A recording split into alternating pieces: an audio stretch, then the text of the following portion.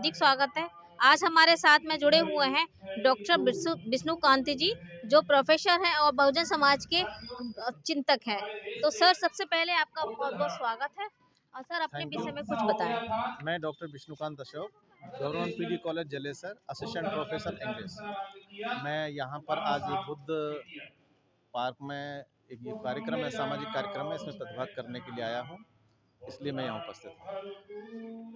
Sir, मेरा पहला सवाल ये है कि भारतीय संविधान में सभी को समान अधिकार, समान संसाधन एवं सभी समान दिया गया है। ये कहाँ तक सीमित है और ये कहाँ जमीनी स्तर पर कहाँ तक उतारा जा रहा है, अमल में कहाँ तक लाया जा रहा है आज़ादी के 75 साल बाद भी?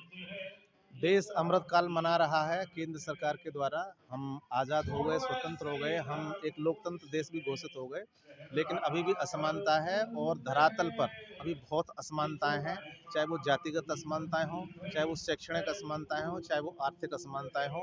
एक गरीब आदमी उसको पेट भरने के लिए नहीं, और एक के पास इतना है कि वो लाखों करोड़ों का घोटाला कर लेता है। ऐसे ही शिक्षा में एक बच्चे को, यानी एक परिवार को बहुत अच्छी शिक्षा मिल रही है, हाईली एजुकेशन मिल रही है, उससे अच्छा वातावरण मिल रहा है, और एक बच्चे को बहुत ही निम्न तरह की स्तर में शिक्षा मिल रही है, और तीसरे बच्चे को बिल्कुल अलग तरह की शिक्षा मिल रही है, जिसको सेल्फ फाइनेंस की शिक्षा मिल रही है। Thank you sir. सर, अगला सवाल मेरा यह है कि समाज में स्पेशल दलितों की अथवा विशेषकर महिलाओं की स्थिति बहुत ही दयनीय है। इस पर आप क्या कहना चाहेंगे? हमारे समाज की महिलाओं को पिछड़ने का सबसे बड़ा कारण तो बाबा साहब का अनुयायी न होना या बाबा साहब की बात का न मानना है। क्योंकि बाबा साहब ने कहा था, किसी देश की तरक्की उससे नापी जाती है कि वहाँ की महिलाएं कितनी शिक्षित हैं।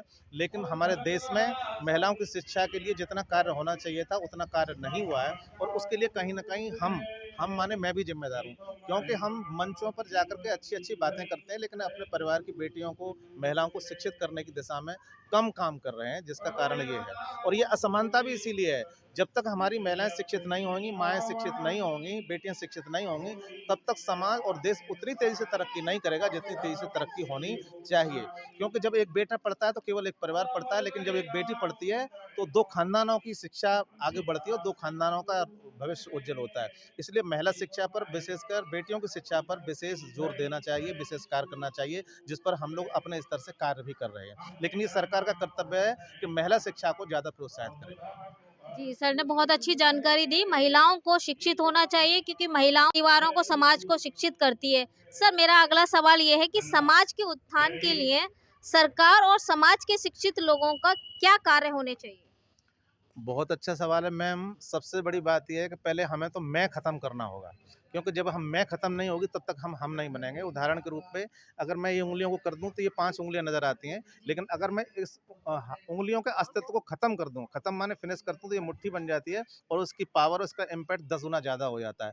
ठीक उसी तरह से देश की तरक्की के लिए, महिलाओं की तरक्की के लिए, बहुजनों की तरक्की के लिए और हम सब की तरक्की के लिए ज़रूरी है कि पहले हम अपने अहंकार को ख़त्म करें और मैं की भावना को ख़त्म करके हम की भावना के साथ शिक्षा पर सिर्फ और सिर्फ अपना फोकस शिक्षा पर करें। क्योंकि सारे ज़िंदगी के रास्ते, उन्नति के रास्ते, तरक्की के रास्ते, भविष्य के रास्ते सिर्फ और सिर्फ शिक्षा से निकलते हैं।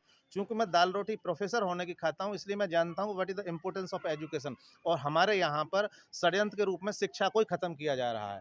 तो सरकार को और बहुजन समाज को और बुद्धिस्टों को और इस देश के जितने भी तथागत बाबा साहब के अनुयायी हैं, उनको हर हालत में भूखे रह के, प्यासे रह के, अपमानित होकर के भी, जिस तरह से भी, जहाँ से भी शिक्षा मिलती है, शिक्षा ग्रहण करें, और शिक्षा के प्रचार से ही हमारे देश का उत्थान संभव है। वरना हमारे पास जो कुछ भी है वो सब चला जाएगा। अगर आप देख पा रहे हैं कि मेरे शरीर पर कोट है, गले में टाई है, तो ये सब उतर जाएगी अगर हमने शिक्षा नहीं बचाई तो। तो thank you sir. Thank you ma'am. बहुत अच्छी सर ने जानकारी दी कि शिक्षित होना सबसे ज़्यादा ज़रूरी है और सबसे इम्पोर्टेंट है कि बहुजन समाज को एक होके लड़ाई लड़नी चाहिए, तभी आगे बढ़ सकता है, और संगठित होना भी बहुत ज़रूरी है क्योंकि बाबा साहब का भी नारा था, संगठित रहिए, शिक्षित रहिए, तभी आप आगे बढ़ सकते हो। धन्यवाद दोस्तों। हाँ, बने रहिए हमारे यूट्यूब चैनल